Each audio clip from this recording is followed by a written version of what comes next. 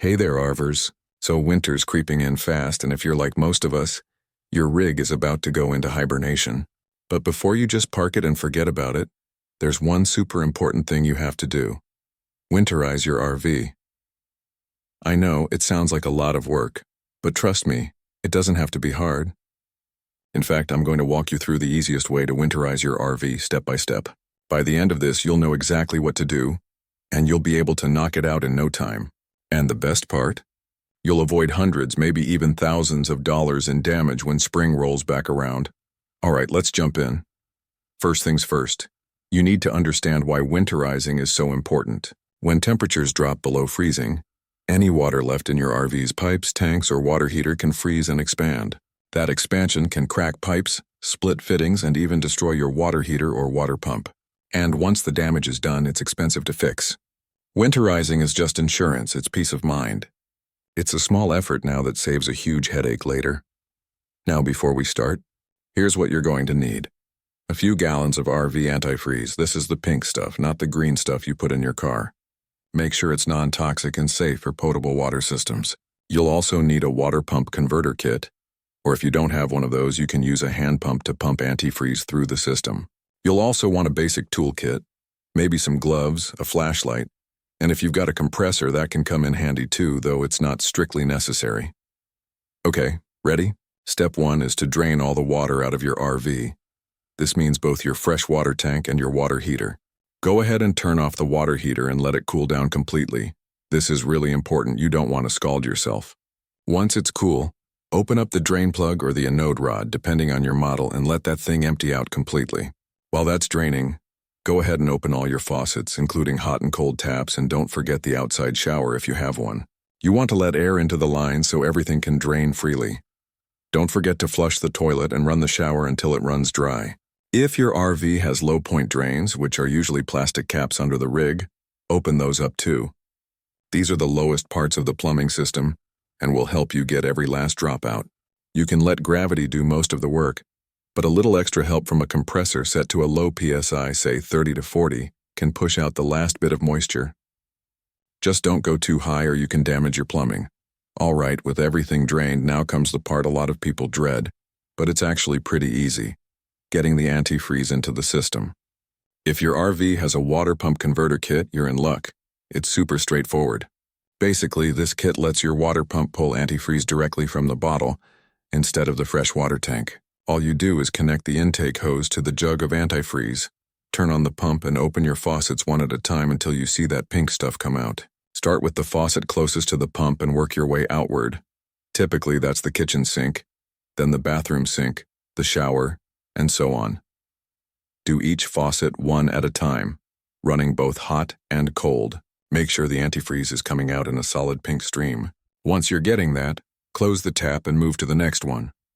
Don't forget your outside shower, your toilet. Flush it until you see pink and any water lines running to a washing machine, dishwasher, or even a fridge if you've got one with a water dispenser or ice maker. For those more complicated appliances, check your manual. They sometimes need to be bypassed or winterized in a specific way. Speaking of bypassing, let's talk about the water heater again real quick. Most RVs have a water heater bypass valve installed. If you don't know what that is, it's a simple valve that stops antifreeze from filling up the water heater tank. You don't want to fill the whole tank with antifreeze, it's a waste of money. So before you start pumping antifreeze through your system, make sure you've flipped the bypass valve so the water heater is cut off. If your RV doesn't have one, you might want to install a bypass kit. Or just remember you'll need an extra 6 to 10 gallons of antifreeze if you plan to fill that tank, which again isn't ideal. Okay, back to the antifreeze. Once all your faucets and appliances are showing that pink stuff, you're almost done.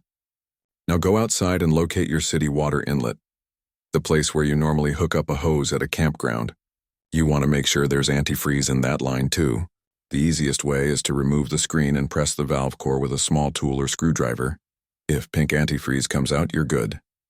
If not, you might need to push a little through that line using a hand pump. Next, pour a little antifreeze directly down each drain. This protects the P-traps, which can still hold water even after you drain everything. A cup or so in each sink and shower drain is perfect. Don't forget to put some in the toilet bowl and flush enough to get some into the holding tank.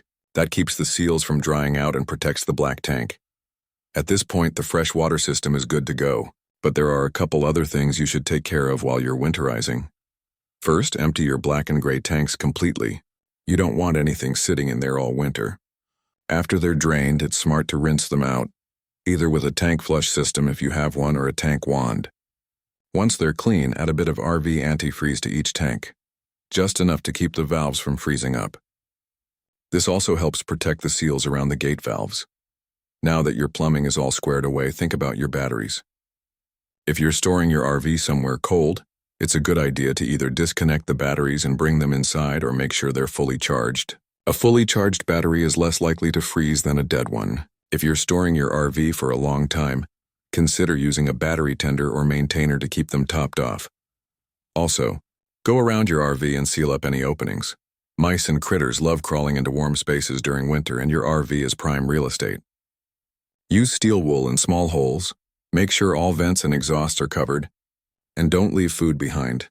One more thing, if you're not parking under a cover, think about investing in an RV cover or at least covering the tires. UV rays and weather can really age your rig, even when it's just sitting there. Keeping it protected from snow, ice, and sunlight will help preserve the exterior, especially the roof and seals. Finally, make a little checklist for yourself so you remember what you did. Label things like the water heater bypass, what lines were blown out, where you poured antifreeze, and what needs to be reversed in spring. Trust me, future you will thank you when it's time to de-winterize and hit the road again. And there you have it. That's how you winterize your RV the easy way. Drain the water, pump in the antifreeze, take care of your tanks and batteries, and protect the outside. That's really all there is to it. It might take you an hour, maybe two the first time, but once you've done it once, it becomes second nature. And hey, knowing your RV is safe and sound all winter, that's a great feeling. So don't wait until that first frost hits. Get out there, get it done, and then you can relax all winter long knowing your RV is ready for spring. If this helped you out, feel free to share it with a fellow RVer. And as always, safe travels and see you when the snow melts.